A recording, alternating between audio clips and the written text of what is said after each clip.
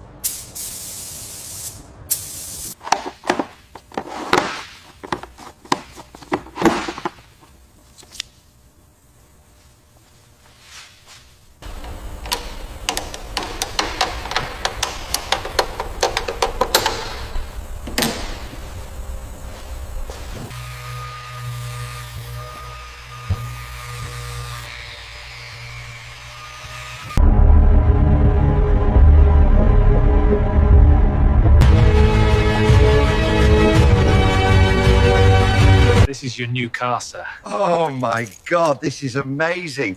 Thank you, Joanna Jane. You are the best.